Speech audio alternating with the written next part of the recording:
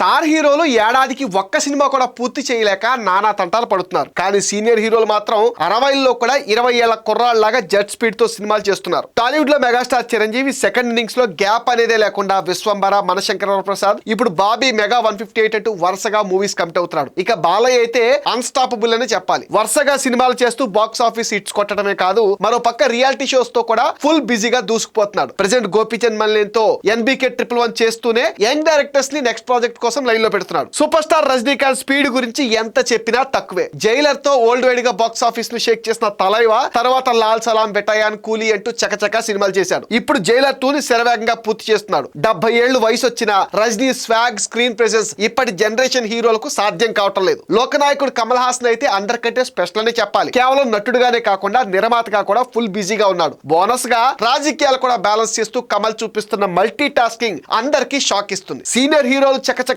సినిమాలు చేస్తూ స్టార్ హీరోలకే సవాల్ విసురుతున్నారు.